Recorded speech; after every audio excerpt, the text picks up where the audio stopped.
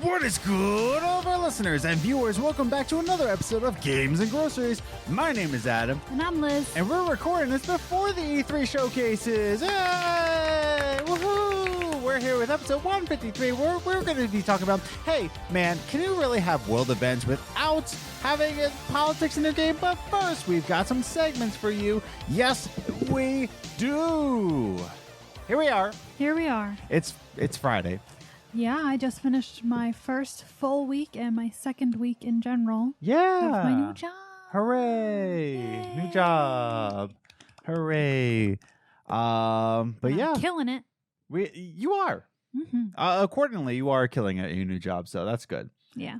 But yes, so we got a good amount of show to get through. But first, want to remind everybody again, if you didn't tune into last week's episode, we are going to be taking a pretty long hiatus.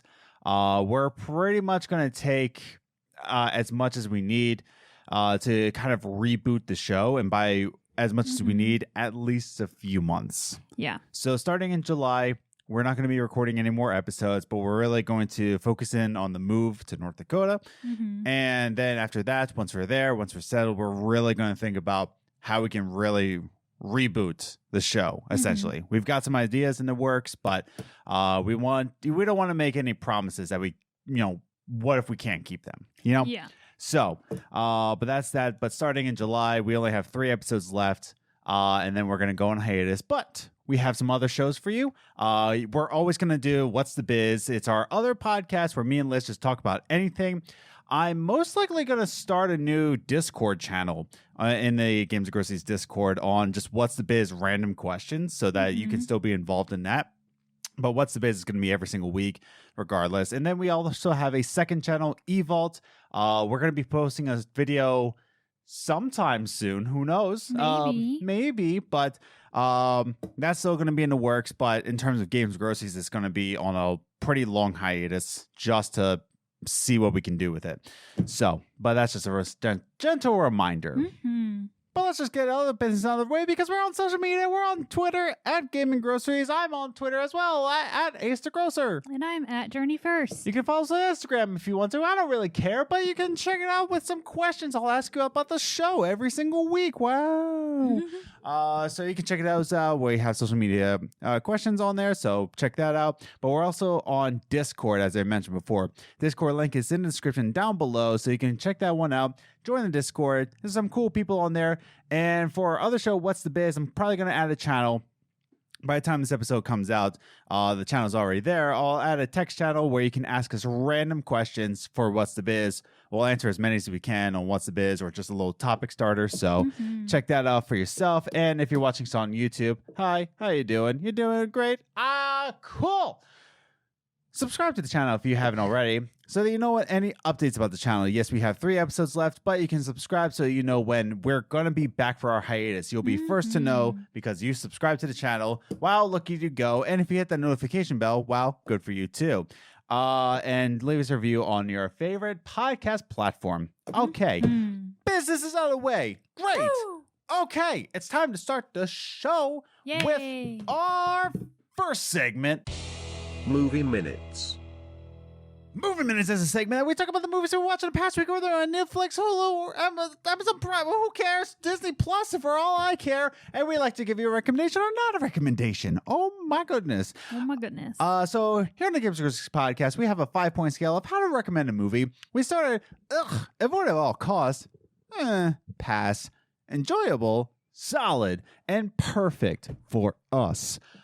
So this week's movie is actually going to be coming to us from Disney Plus because it's not on Premier Access anymore, everybody. You don't have to pay $50 for it. $30 for it. Feels like $50. We're, of course, talking about Raya and the Last Dragon. Hooray! Cool.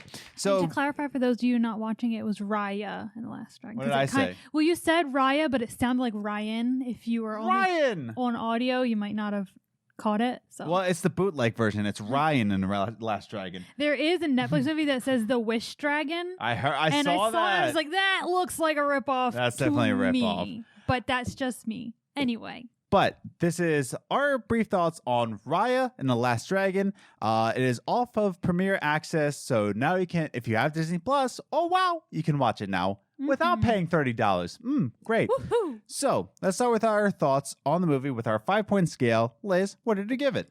I gave it an enjoyable. Cool. I was between a solid and an enjoyable. I ended up going with enjoyable because it wasn't the most amazing movie. I could probably watch it more than once. Yes. Because it was funny. In general, it was a very funny movie. There are some kids movies you're just like, this is so boring. Yeah. But it was really funny. I really enjoyed it. I loved all the characters, and they had some really recognizable voice actors in there. So that was really exciting. Awkwafina's in it, and I love her. Yeah. I can't really think of the because there weren't major negatives. It was mostly it just didn't feel like a solid or perfect to me. I don't remember my reasonings for giving it enjoyable. Well, we'll discuss that in a bit. Yeah, but I'll let Adam jog my memory. So I also gave it enjoyable, and more when we give something enjoyable, it's it was fine. I enjoyed it. It was okay. And that's all I thought about Raya and the Last Dragon, is because it's not like a solid Disney film. It's not, but it's not a pass either, because I enjoyed it. It was fine. I liked it. It was good for free. Yeah, if I paid $30 for this, I would have been way more aggressive towards this movie. Yeah, and I think that's why it was an enjoyable, because it's I don't think I would have been happy if I paid to see this in theaters, and I don't think I'd be happy with this paying $30 to see it on Premiere Access. But for a free, solid Disney movie, it was enjoyable. So I want to start with the setup of this film, is that it actually dives into humanity's divide. And wow, what a time to release a movie like this. It's talking about, dividing others, that we don't trust each other, that we're making assumptions about people. And that's where humanity's downfall really came into play. And then you start to see okay, this is going to be the theme of the movie here. It's going to be about a message about positivity, but it's also relaying the times of when this movie's really coming out. Is that this movie comes out 2020, into 2021. A lot of people are just angry at each other, and I'm sure as they're animating this, it's going into 2016, into 2020. It's really starting to go into this humanity divided. And does it pick up its message along the way? I think it does a good job for a kids movie. If this was, an actual artsy movie, taking itself too seriously, I don't think it hits the mark. But, for a message, providing it for children, and just, the adults that are watching along too, I think it does a fine job with its message. Yeah, I mean, they basically blatantly say, kindness is better. Yeah. Don't fight. And for a kids movie, for kids, sometimes you have to be that upfront about it. So I think that's fine. Yeah, it's very upfront with it. And that's fine. It was fine with the movie. Now, the other thing I want to talk about, where it is the core audience of this movie is kids, and also adults. But, the main demographic here is young kids, right? Yeah. The one thing that can annoy a lot of people that would take this movie too seriously than it actually is, talking about myself here, is that this movie is very, very reliant on MacGuffins. It's just oh, we gotta get this piece. Oh, we gotta get that piece. Oh, we gotta get this, and then put it all together. It's very reliant on that, where it's just go get this for this purpose, and that is MacGuffin. Yeah. It's heavily reliant on it. Yeah. It is the entire plot. Yeah. However, it is Disney. However, it is a children's movie. However, this is meant for families. So it's just I can't really fault it for that. I can't really fault it because it is very blatant. It is very, outright with its message. So I can't fault it for having kind of a storyline based on MacGuffins. Yeah. I mean, and it's not even Disney hasn't done a movie like that. So it's not like this is they're following oh, this is our protocol. Right. So I don't think it was that bad. And we keep saying, it's a kids movie. Kids movies tend to have very simplistic plots and goals. Yeah. So I think for a kids movie, it was good. And if we had a kid that was obsessed with it, sure, I wouldn't mind watching it a couple times. Now, because Tuk Tuk is adorable. now I will say, and this is a fair comparison, by the way, this isn't as memorable as Moana. And when I say it's a fair comparison, it is still a Disney movie and same director as Moana. I would not say this is as memorable as Moana. It doesn't have any songs in it. And some of the animation can be a little bit generic. And you can tell that they ran out of animation budget because a lot of the backgrounds, when we're talking, close to each other, the backgrounds are very blurred. Like they're incredibly blurred for a reason. And I think they just ran out of animation budget. And I'm sure 2020 had something to do with that. Yeah. So I can't fault it for that. But keep in mind, this isn't going to be a Disney classic. Yeah. Is this a good Disney? It doesn't have music, then it's not going to be a Disney classic. Right. Is this a good Disney Plus movie? Yeah, it's fine. It's good. Is it going to be in the vault? No. I don't see it. But, all around, this movie was fine. It was enjoyable. That's what we gave it. I recommend it. It's enjoyable. It's fine. If you were interested in it, worth it.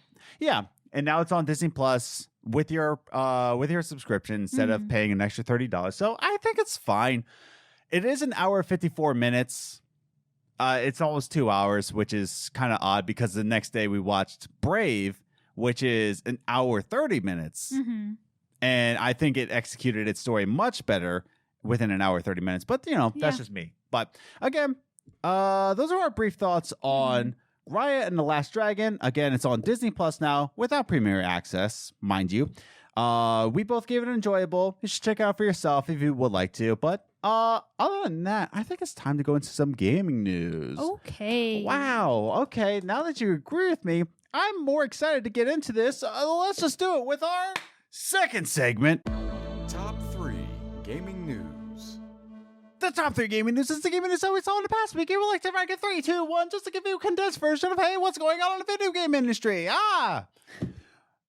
So, pointing out one thing, yes, I understand. The day is Monday. Yes, I know that Saturday and Sunday was E3. And currently, as you're watching this, it's E3 still. Yeah. I am not talking about anything E3 because we're recording this on Friday. This is not coming out till Monday morning. So all the E3 news, all the coverage. In fact, some of the news topics I'm going to be talking about probably will be updated, and all of my things will be obsolete. So. Did you just feel the texture of the plastic? No, I didn't realize that was there before. So I was like, oh.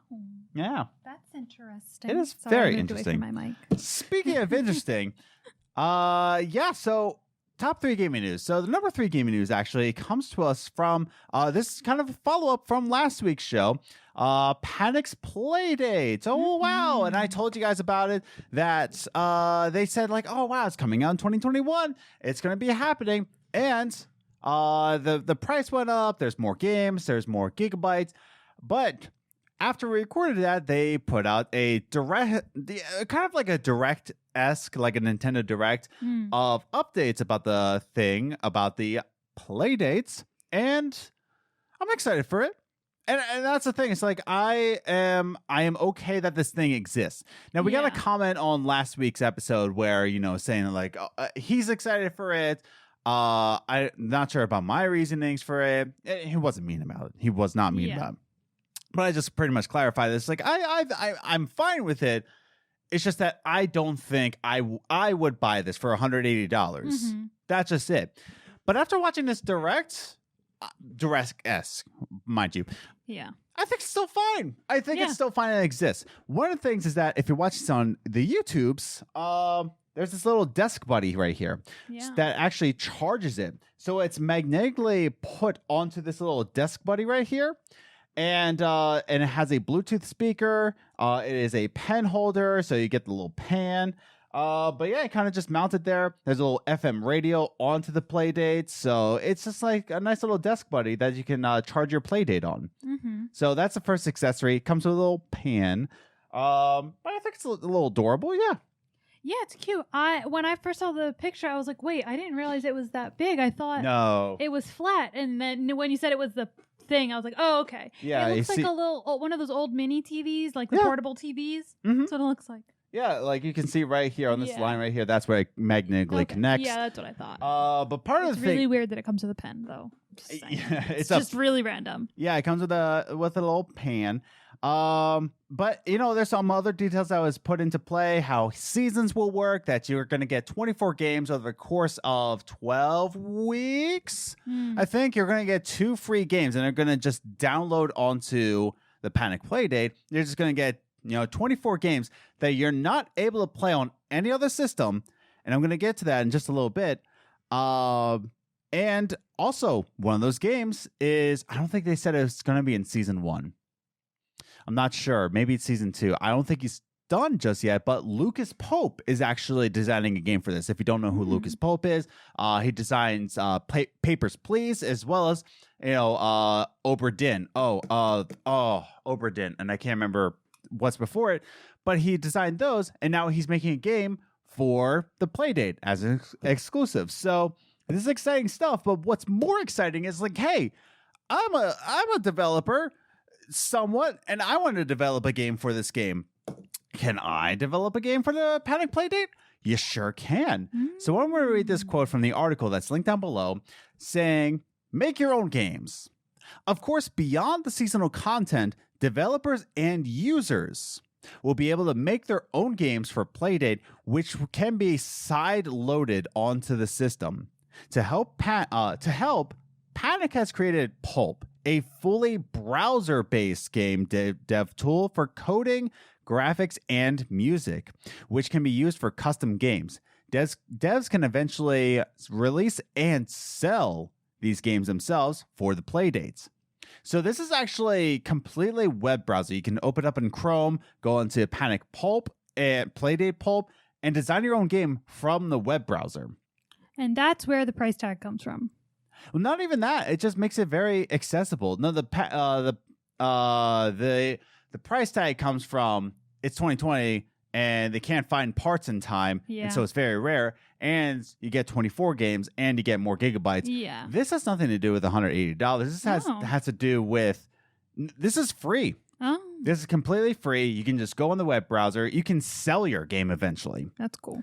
So I think this little thing is very accessible, and I think it will just allow players to, play something that's different, right? It is a different system. It is not like any other system that you have. It's not like a PC. It's not like a PlayStation. It is just a Playdate. It is simple. It plays games. That's what it does. And you can design games for it. I think it's nice. It's neat. And I hope it has a successful niche in the market. Am I going to buy it? Maybe not right now. Eventually? Possibly. Probably.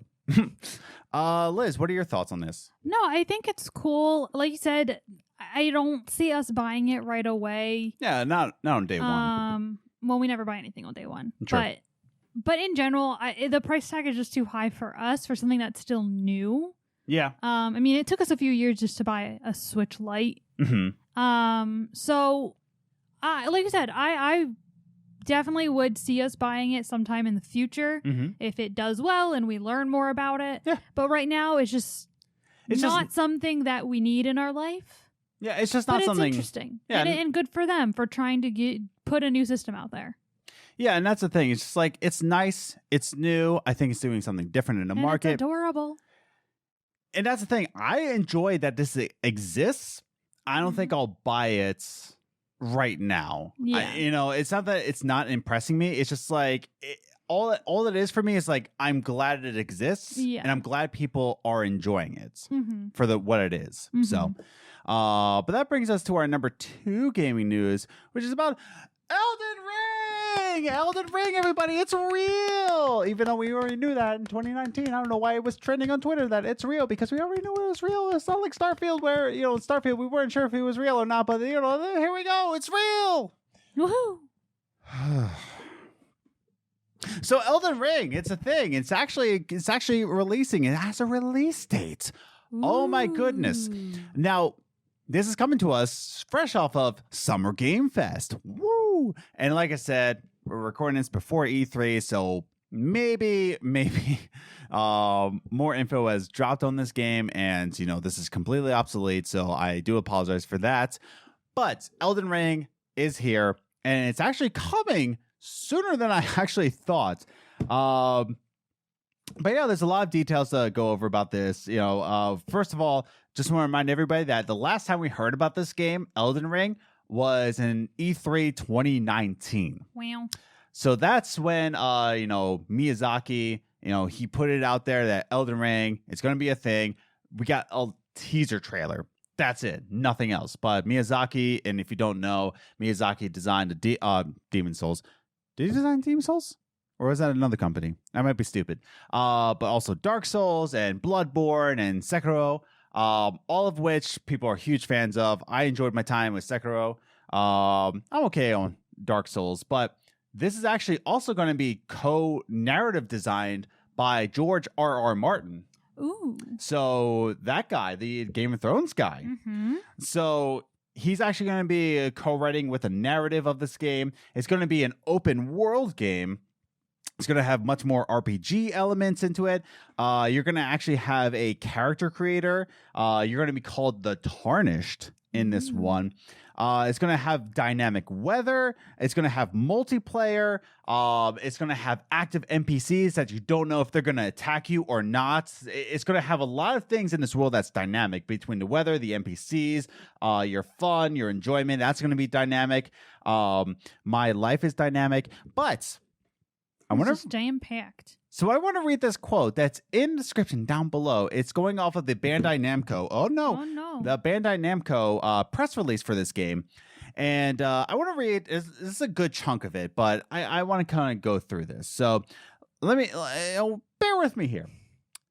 Saying, it added, players will become fully immersed in the world of Elden Ring as they begin their journey and choose their own path. Traverse on foot or horseback. Ooh, horsies. Alone or online with friends across grassy plains, suffocating swamps, and lush forests. Ew. Ascend spiraling mountains, enter breathtaking castles, and witness other sights of grandeur on a scale never seen before from a From Software title. Elden Ring's role-playing and customization options allow players to define their own unique playstyle.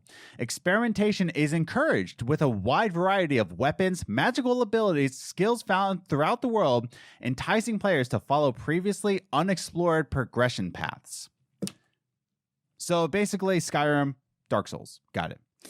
But yeah, I'm very excited. It's definitely RPG elements into this. Mm-hmm. Not that Dark Souls wasn't RPG, not that Sekiro wasn't RPG, but this seems to be very much more customized in this way. That your Tarnished is not going to be my Tarnished, right? Yeah. That this is going to be an open world kind of RPG, Dark Souls with a George R.R. Martin style narrative. Mm-hmm. And like I said, more has probably already been said by the time this episodes come out, but very exciting about this. So, yeah. Liz, what are your thoughts? I'm definitely interested. Yeah. And also intimidated because like those games are a lot. Mm-hmm. The camera turned off. Uh-oh. But yeah, I mean, I'm interested. It sounds really, like I said, it sounds very jam-packed with like all the things that you can do. But yeah, I'm definitely interested in playing. I'm excited to see more about it because I didn't see any videos or anything. So yeah, I'm definitely keeping my eye out. So this game is actually going to be releasing January 21st, 2022. Now, Jason Schreier has also tweeted like, oh, I hope it doesn't get delayed. And I'm like, stop. So he might think that it's going to get delayed, but he needs to stop and shut his mouth. But yeah, so very exciting stuff. I think this is a game that a lot of people are very excited for, including myself. I'm not a huge Dark Souls fan, not a huge Sekiro fan, but I enjoy my time in them. Mm-hmm. But this seems like a game that I really, really want to dive into. So I like that it said that you can use your unique playstyle. So it's like, that's why I was like intimidated until it said that. I was like, oh, okay. Yeah. So I can chill if that's what I want to do. Yeah. So exciting stuff. It's coming out January 21st. So really, really cool. Which brings us to our number one gaming news. And this is probably the longest we've ever been on gaming news, but here we are. It is what it is, but this might be a quick one. But this is just an interesting tidbit into what Xbox is doing to Game Pass. And this is why I put it into number one, because it's like, it's giving Game Pass to people without a console. What? Wow. So Microsoft announced with Satya, I forget his last name, Satya and Phil Spencer, of course. They sat down and they kind of read over this already, written out piece, but they're bringing Game Pass onto televisions without the need of a console. And what's actually going to might be happening is that they're going to be putting in a television app. They're going to be working with TV manufacturers, and they're going to be putting in an app much like if you turn on your smart TV and you put it on the Netflix app. There's going to be a Game Pass app that all you have to do is turn on your controller, and your TV is your Game Pass. Cool. They're also developing this is announced. This is official at this point. This has always been rumored, but this is official now. That they're putting in a TV plug-in stick for it, and this is a wide array that they're trying to do to pretty much compete with Luna and Google Stadia. Whether or not you think Google Stadia is dead or not, it's still a thing that people are playing, and Xbox is competing with that. Yeah. And this is direct competition towards that. Absolutely. So I want to read this quote from the article, always linked in the description down below, saying exactly what I said. Microsoft is working with TV manufacturers around the world to embed the Xbox experience directly into internet-connected TVs, smart TVs. The idea is you'll be able to play Xbox games with no additional hardware except for a controller. This is a very big deal because it opens up for a potentially much larger audience for Xbox. People who don't want to spend hundreds of dollars for a console but still want to play games on their TV. So this is just opening up much more subscribers to Game Pass. The article also states that they want to give more Game Pass subscriptions, right? Give more, but like more options. So there's Game Pass for console, there's Game Pass for PC, there's xCloud. Now they want to do something for TV potentially. Then they want to do much more all access, which is, if you don't know, all access is when you go into a place and you do monthly payments to pay off your Series X. And in that monthly payments, it also includes Game Pass. So they want to do much more options with that. Pretty much what they're trying to do is make gaming as accessible as possible to as many people as possible. Rather than trying to make it like PlayStation, the core audience is gamers. Very serious gamers, whereas Xbox is just throwing the spaghetti on the wall and seeing what sticks. So what do you think? I think it's great. And I think it'll be really good for families. So like say you have a kid in your family who wants to game or has asked for consoles and everything, but you don't come from a gaming family, so you don't have consoles. This is nice because then the parents can just get them the subscription, buy them a controller, and you can have them test it out and see if they stick to like enjoying video games. And you don't have to buy them the big expensive system. And again, it just saves families money. You can just give kids this controller and say, here's a Game Pass subscription. It's so much easier than buying them a whole system. Now, I'm not sure if Game Pass has a parental control. I'm sure it does. I just haven't seen it. But like that is a danger to like most parents. Like, here, play as many games as you want. And there's like all these M-rated games, including Grand Theft Auto 5 is on Game Pass. So I'm sure there's parental controls. I just haven't seen them. But if there's not, there should be developing one. I think, like I said, it's very interesting. And they're just really opening up the door for more people to become gamers. In fact, they're now doing xCloud. In the next few weeks, xCloud will be coming to browsers, including Chrome, Safari, and I think Firefox, they said. So it's going to be opening up to that. So they're going to be opening up xCloud onto consoles. So they're pretty much just making gaming as accessible as they possibly can. Which is great because there are families who can't afford new consoles. Yeah. This will allow them all to play newer games without having to buy these brand new consoles. So it's pretty mind-blowing. Like I said, PlayStation has their core audience. Xbox is just trying to widen the net here. Mm-hmm. So it's interesting stuff. And like I said, we're recording this before E3. So maybe Microsoft did come out in their Xbox showcase and say more about this. Mm-hmm. I don't know. But I'm not a fortune teller, as you can see. But I think that does it for the gaming news, but write your thoughts in the comments down below about the Panic Playdate. Do you think about buying it? What do you think about this? I thought it was interesting, but I'm not sure if I'll buy it just yet. But what about you? What do you think? Elden Ring is a thing. Woohoo! Are you excited for it? Do you think it's going to be delayed? Write your thoughts in the comments down below. And is Xbox Game Pass coming to televisions as like an embedded app? What do you think about that? Do you think it's stupid? Do you think it's great? Write your thoughts in the comments down below. So that brings us to our big topic at hand. Mm-hmm. We're going to be talking a little bit about video games that, like the total line between politics. So we're not really political, blah, blah, blah, blah, blah. Can you actually do that? Can you have your cake and eat it too? But that brings us to our, last segment talking about this. So let's jump into it with our final segment. Coffee time. Every single week here on the Games and Groceries podcast, we like to have a little discussion about the games industry, whether it be about female gamers or game preservation. We like to have a discussion right here on this very show. And this week we're going to be talking about how the Battlefield 2042, it was revealed. And there's some interesting things that came out from it. One in particular, and if you read the article about this and you saw the statements that, first and foremost, and I want to set this up in the correct manner. Battlefield 2042 is going to be multiplayer only.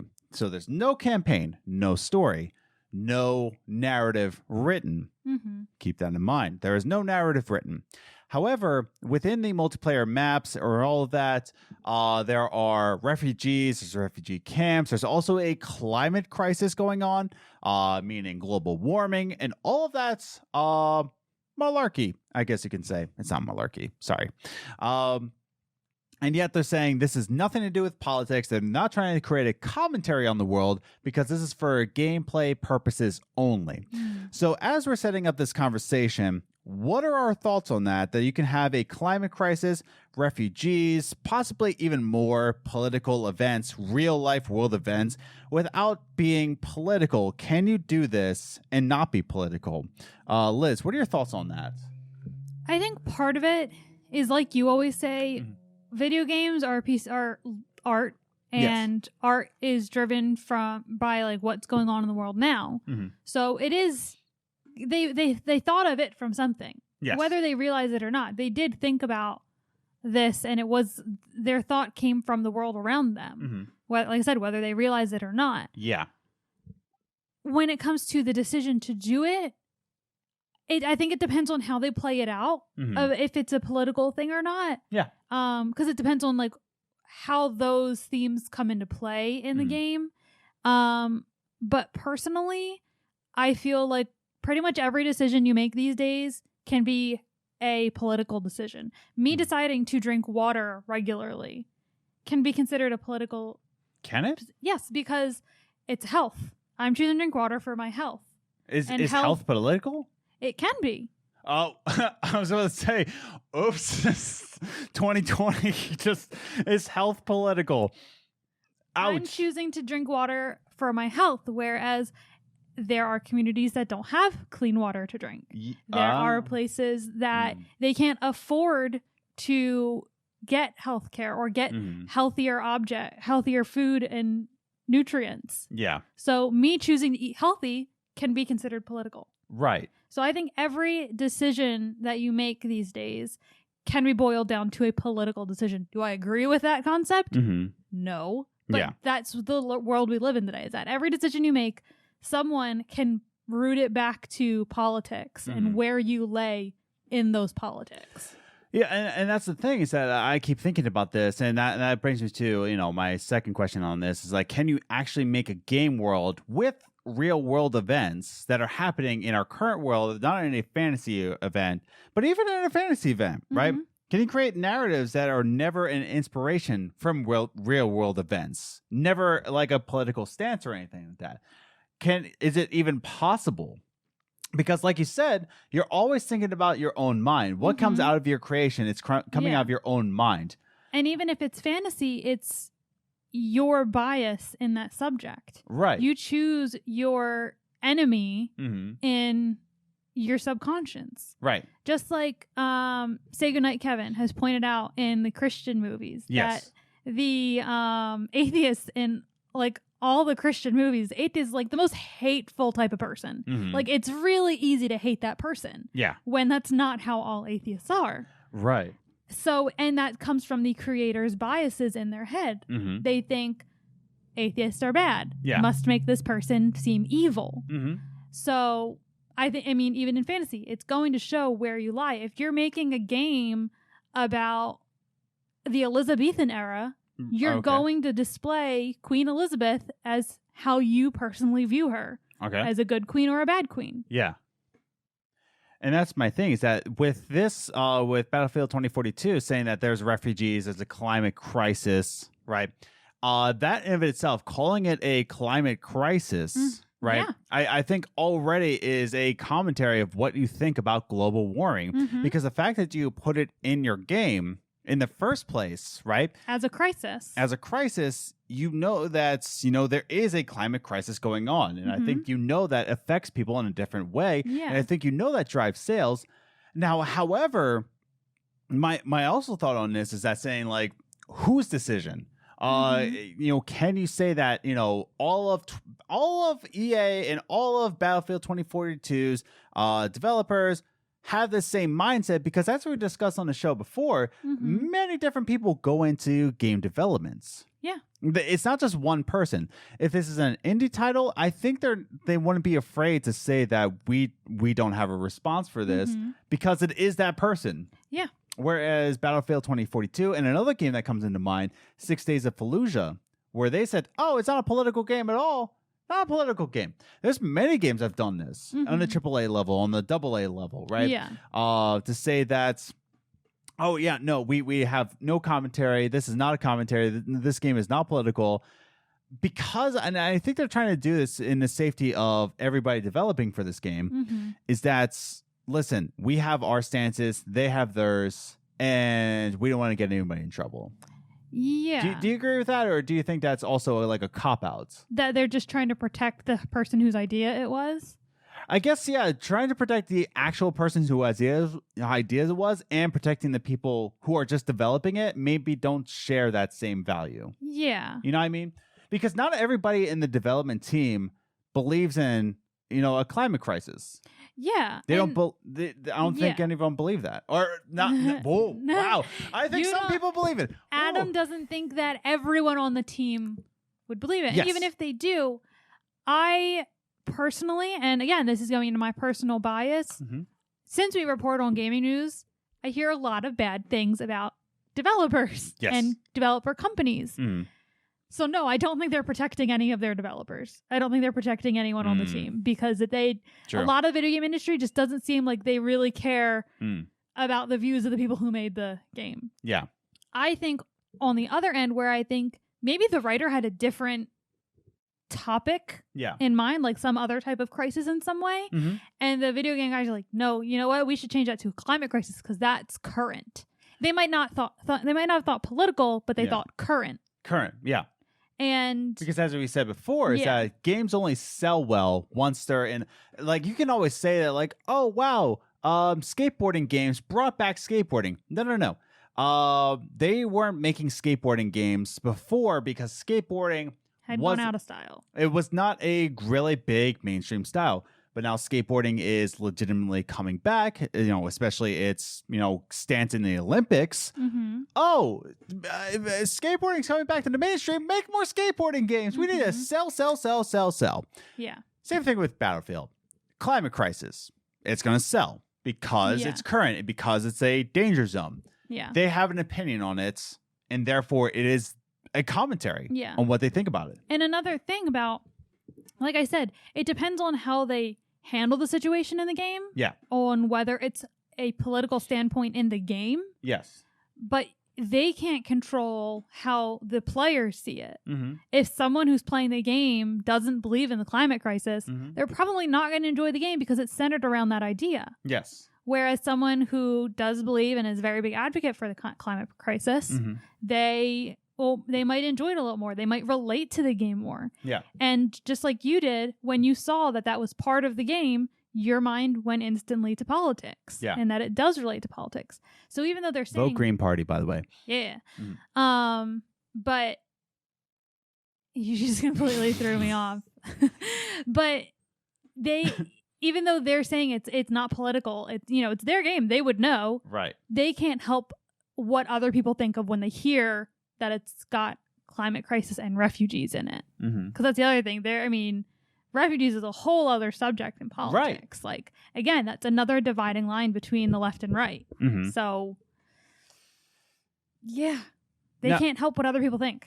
Now, my final question before we get into social media answers is that how can we actually constitute... Go away. How can we constitute a game as actually commenting on a political event versus an inspiration from real events?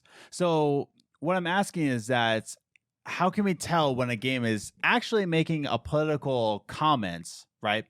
Versus just saying like, oh, we're just looking at things in the world and we're just taking it all in. We're just absorbing it like a little politics sponge, and we're just squeezing ourselves into our game. That's it.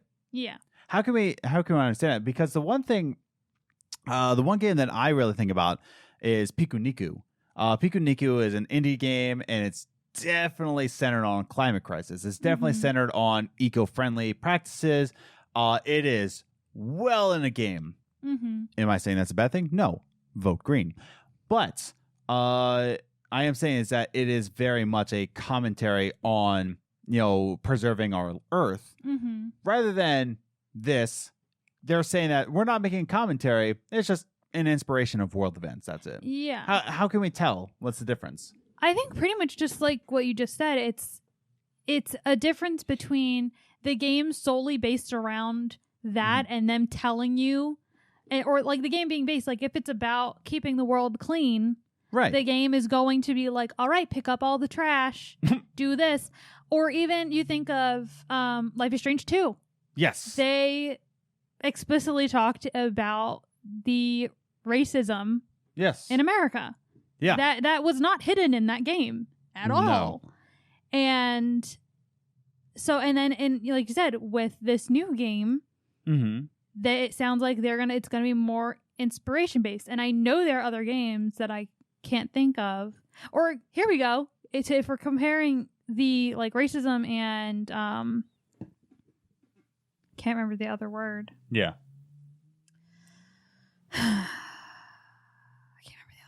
Oh. But yeah. But if you're talking about that specifically, you turn that on Detroit Become Human. Yes. That wasn't outright about racism or the divide in the country. But that's what it was about. Yes. It was about that divide of these were robots, these are humans. The humans are better than robots. Yes. And so those are the two different games. Detroit was inspired, whereas Life is Strange 2 was, this is what it's about. Yeah.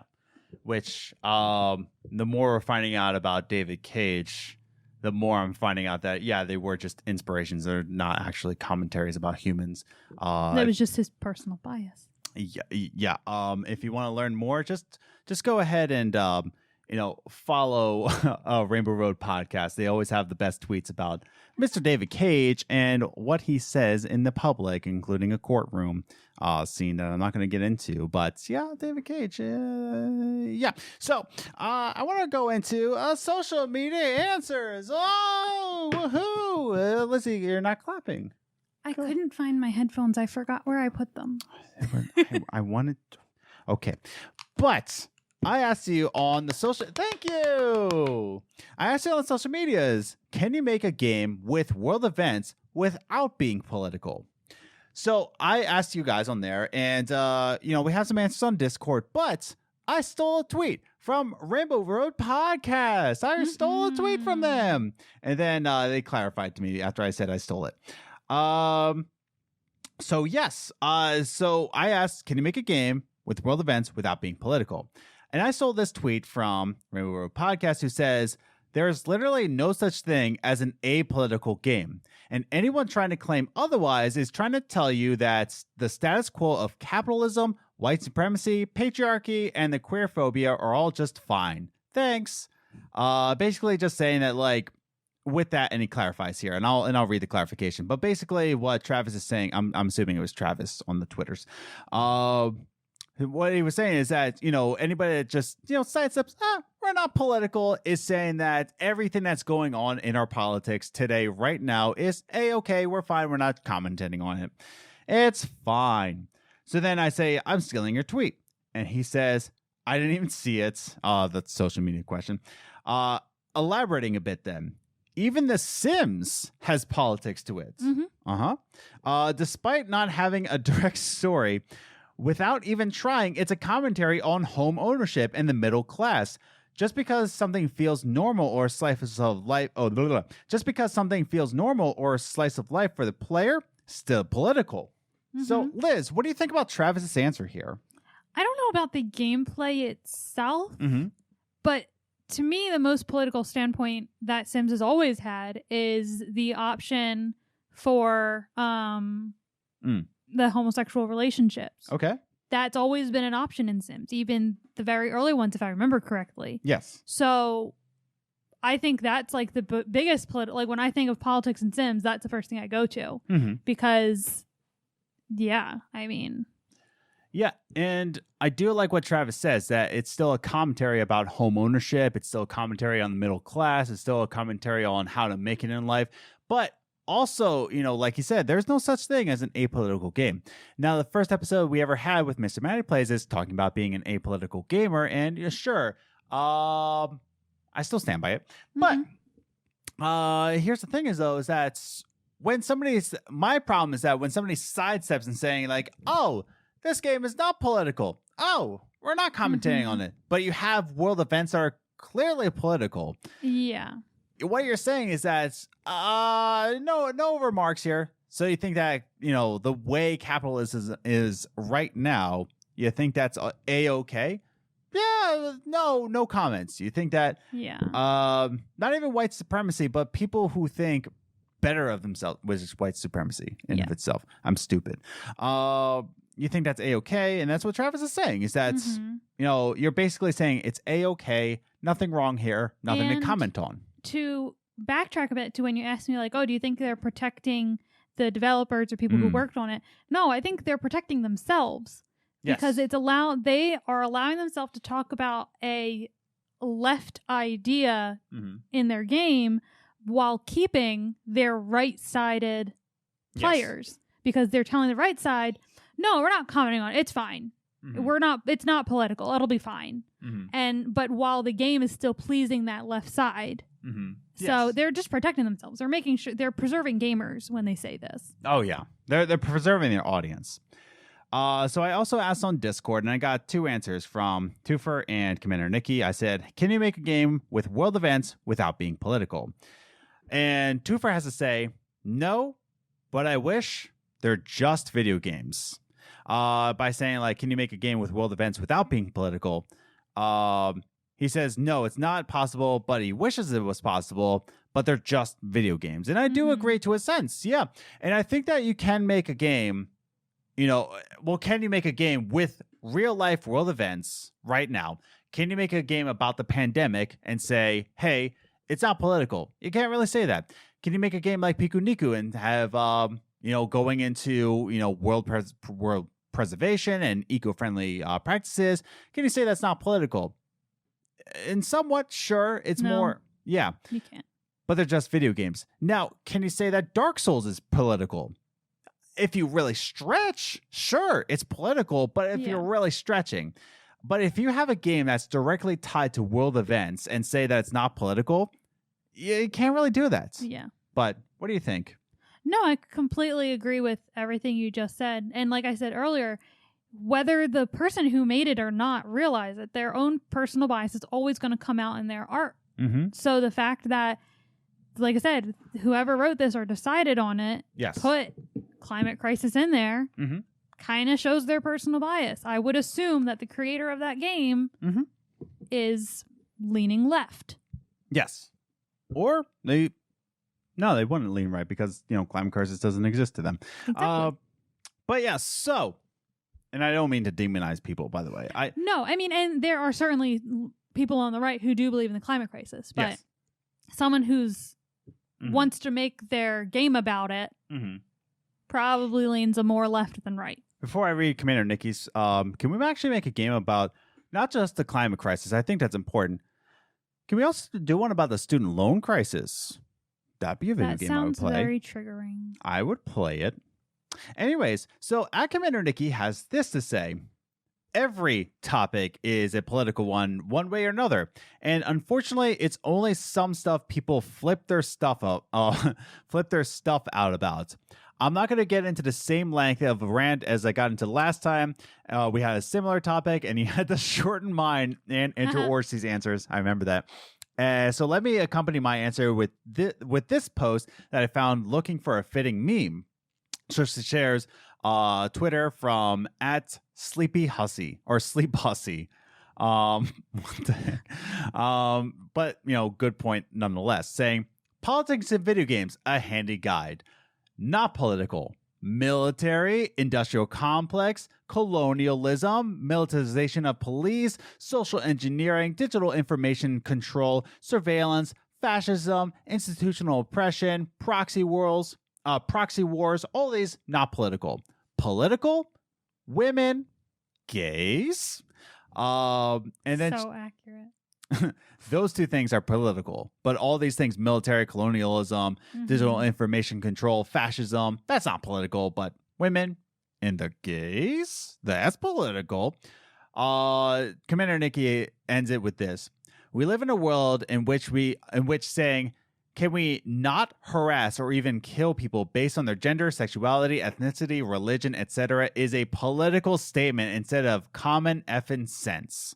And yes, I wholeheartedly agree that just saying that, hey, man, nope, Black Lives Matter. Oh, you're being political. Hey, man. Hey, just Black Lives Matter. There we go. End of sentence. Stop being political there. Black Lives Matter. Wow, who would have thunk it? Yeah. But like she says, can we not harass or even kill people based on their gender, sexuality, ethnicity, religion is a political statement. And in games, it says that it's not political, right? But what are your thoughts on her answer? No, I definitely agree. Because I never thought of it that way, where it's like any game that talks about, that has military in it, instantly political. Military is a branch of whatever government you are under. Yes. Your military works for the government. So yeah, I mean, and I never thought about it that way. Yeah. Which, I mean, for some games can be a stretch. It's a military game, but I don't know the details because I don't know any of those games. Sure. But yeah, I mean, it can be. So yeah, I don't have a bunch to think about that, but yeah, I never thought of it that way. Yeah. Commander Nikki, I appreciate your answer, and I appreciate that you included Sleep Hussy's tweet. Thank you, Sleep Hussy. But I want to get into, going into closing thoughts here, and I want to end, before we end, ask you a little question here. Now we're talking about, can world events be in video games without it being political? And we're talking about people that instantly find anything political in a game, right? And just instantly think about the politics within it. Much like a youth pastor goes into every single movie that he ever watches and ever takes his youth group into and just says, hey, this can be circled around to a youth group lesson because I'm too lazy and I can't think of a youth event other than take them to the movies instead of just making an excuse that I'm taking my youth kid to a movie instead of making it to a lesson because the church elders are going to make me put it into a job description. Side note to maybe talk about in a What's the Biz, if you remind me. Yes. My youth pastor made us, we did a lock-in for our confirmation class. He made us watch Forrest Gump, and then he would pause it to play games. And I know that somewhere in there, he tried to connect it to Christianity and the Bible. I'm just like, it's Forrest Gump. Sometimes not like that. Sometimes it's okay to just take your youth kids to a movie. It does not have to be a lesson every single time. Yeah. But that is just me. I am not a youth pastor anymore. I got kicked out. But, and this is why. And this is why. I say that, oh, wow, why to be lazy? And yet I'm not a youth pastor. So I don't have a leg to stand on. So the thing I'm going to ask you is that, is it more people just trying to search for answers within a game studio of getting a political stance on something? Or is it just being apolitical just that easy, and you can just cop out anytime and just say, hey, not political, and you can just say, okay, 6 Days of Fallujah, not political. Mm-hmm. Oh, this climate crisis, oh, you're right, not political. Yeah. But is it also other gamers going into a game searching for an answer of how they should think about politics, or how a game studio would think about politics? Can we think that a game studio can be apolitical, or is it more the gamers trying to say that what's your stance here? I think it's a little bit of both. Okay. As far as the game studios, it kind of goes back to me saying they're protecting themselves when they say this. The camera's about to turn off if you want to fix that. Okay. But it goes back to saying they're trying to protect themselves. They're making, like you said, they're making this conscious decision to center their game around a political topic, something that they know is a topic that is talked about a lot in politics. And they know that. And that's why they're putting this statement out there, because they don't want their non-political gamers to not be interested in the game. Sure. So they're saying that. And they might be right. Like I said, it depends on how they handle it in the game. Mm-hmm. If it's just part of the world and there's nothing really commenting on it, okay. But even if you have your main character or whatever you're doing out there helping the refugees, or the refugees are refugees because of something that the climate crisis caused, guess what? That makes it political. As far as gamer side of it, that also goes back to what I said, when they can't help how a gamer will read it. There are people out there, and it is a lot more common with younger millennials and Gen Zers, that Gen Zers are very political. Yeah. They're very invested in politics, which is awesome for them, because our generation and our school age didn't teach us really. No. They did not tell us really anything about politics. Well, they did. We just didn't care. They didn't emphasize the huge importance. We were in the George Bush era, like George Bush Jr. No one really cared. Like, that's the thing. They were mostly just focused on the fact that this man was a president. Yeah, we were in George Bush Jr. and then we went to Obama. Like, everything was fine except for 2008. Yeah. But yeah, so we didn't really grow up that political. I'm starting to get into it more now that I'm an adult, and I'm like, this stuff matters. But going back to my original point is that Gen Zers are very political. They're very invested in politics and the world around them, which is super awesome. But a lot of them do look for politics in every little thing they do, which isn't always a bad thing. But when it comes to video games, some of them might do that. They still play video games, even though they're political. So yeah, I mean, there are definitely gamers who are going to go into a coffee shop, a video game, a movie, a hair salon, and look for politics, and look for holes or things like that, or something that tells them where this person stands in the political game. Yes. So it can go either way with the game. I think both parties are completely separate, the developers and the gamers, and neither side can control each other. Really. I mean, gamers can control the game, things like that. But those are my confusing thoughts. Well, I can't follow up with that, so I think you Sorry, did I exhaust you? No, that was an answer I'm not going to even try to follow up on. That was well thought out. Thank you.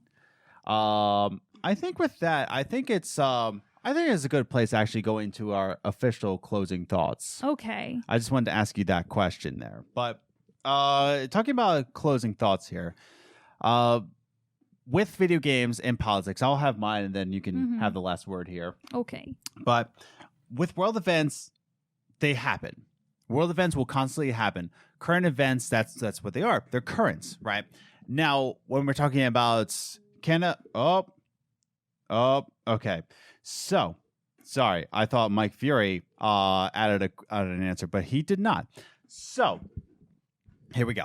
So, thanks, Mike Fury, for losing my train. Distraction. Well, I mean, that's kind of your fault. You left your phone on vibrate. Well, anyways, but world events, current events, they will happen. Now, sales will happen for a video game because current events do happen. They try to base their game on what will sell. And that is only happening because what is current, what is modern, what is in the mainstream audience's minds right now. And so when you say that a current world events is not political, you're just trying to say that, hey, man, I'm just doing this in the game because I know it will make sales, which is a dirty move in of itself. So I believe, in my mind, yes, you can actually have a game with world events that is not political, meaning that you're doing it not for a political stance, but you're doing it for the audience that is, currently playing your game and selling it. You're using politics, you're using triggering words, you're using all these different things just to trigger a response from people, just to have them make a sale in your game. Good job. You're using a political climate right now that is beyond divisive, and you're using it for your own monetary gain. So when Battlefield 2042 is coming out and they're saying that we're putting in refugee camps, we're putting in refugees, and it's only a gameplay thing, we're only putting in a climate crisis because it's only a gameplay thing. When you put out 6 Days of Fallujah, and you're saying, it's not really political, what you're doing is saying that I don't care about politics, and I don't care about what your feelings are on politics. I want your wallet, and I know this will trigger a response from you because all of you, all of your money bags have political ideas, and I know this will get you to buy our game. Understand that video games and the video game industry is a business. First and foremost, politics is not on their agenda. What is on their agenda is knowing what is in the audience's minds. Politics. Wow. So understand this, that yes, I think you can make a world event game without being political because for the sole fact of monetary reasons. But does that mean it's not political? No. But I think their ideas are more on the monetary sense rather than the political sense. So understand that whenever you're getting triggered by a game, that's exactly what they want you to do. So they want you to talk about them. They want you to talk about them. So if they say that, we're going to put this in, but it's not political, they're expecting you to respond in a negative way and either boycott it or buy it even more. So there's that. That's my response. So that's my closing thoughts. Liz, what are yours? So I definitely agree with what you said, that if it is very political, but they're saying it's not and that stuff, it's not probably because they want you to buy it. But I don't want to demonize them before we know why they did it. Oh, no, I'm just a negative human being. That's all. I'm just not one to do that. Adam's not a bad person. I just, as he likes to describe me, I swim in the gray, and I like to give everyone the benefit of the doubt, even though he's probably right. That's true. I'm just giving them the benefit of the doubt that maybe they aren't doing it for, the money. Maybe they had to have known when they chose this topic that it was going to be political, which is why they put out the statement, it's not political, even though their topics are. Yes. Do I think like I said, do I think you can make a game these days about current world topics and not be political? Yeah. Yes and no. In the gray once again. Like I said earlier, it depends on how you use it. I think it's really difficult to use them without being political because, like I said, with this game, if you even have the characters helping refugees or the refugees are there because it's something the climate crisis did, that's political. So I think it's really difficult to do, but if you can do it, I think that's where the key is. And that's where I can say you could say that it's not political. So I'm interested in seeing what they mean in this game. Yeah. I know I had other things to say, but I've said a lot in this. That's fine. But yeah, so I mean, all in all, I'm going to continue swimming in the gray. You can, but it's difficult. Yes. If you're going to use world topics, you might as well just dive into the deep end and. Or here's a thinker. Okay. Make a game where it feeds both sides of the political spectrum. Okay. And they can choose. Oh. There you go. You can serve your purpose while also letting people think they have a choice. That is Spec Ops: The Line in a nutshell. Yeah, so not exactly. But so that's our response. And I think that's why our dynamic works so well, because you do swim in the gray area. I'm very much black and white, and I'm a negative human being. So but yeah, that's our conversation on can you make world events and not be political in a video game. But I want to hear your thoughts in the comments down below. What are your thoughts? What are you thinking? Am I stupid? Am I too negative? Is my nose too big? What? Yes. No. It's too wide. I don't know. I don't like my face. Anyways, so write your comments and thoughts down below in the comment section. So again, we only have, after this episode, we only have 2 more episodes after this, and we're going to go on a hiatus. We're going to rebuild the show, but we're going to have fun in the meantime by talking about politics. So, again, thank you again for listening to this week's podcast. I hope you had a good time here. And thank you all for putting in your submissions for the social media answers. We want to thank you again and continue to listen to the Games Groceries podcast. Even when we're on hiatus, you haven't caught up on all the podcasts. I'm sure you haven't. We got plenty more. We got a lot of great guests that came on the show. So definitely check out the past episodes if you're coming into this new. And be sure to subscribe, hit that notification bell so that you know when the rest of these episodes come out, as well as when we're coming back from the hiatus, how we're going to rebrand, how we're going to reboot it. So definitely stay tuned for that. And the best way to do that is hit that subscribe button and the notification bell so you know immediately when we're coming back. So with all that said and done, thanks again. We hope you're safe out there. Love each other, even though I'm negative. There's always political sides, but all what politics are doing right now is dividing us, but we need to come together. We need to unify. Don't demonize people. Don't be me. Just love each other. Don't care about life. Don't care about people's politics, but just live life in a way just representing love. That's and it. Who you are. Like, come on now. Come together. Be like Raya and the Last Dragon. Just come together. Unified. With all that said and done, stay striving, stay gaming, and we'll see you in the next one. Bye.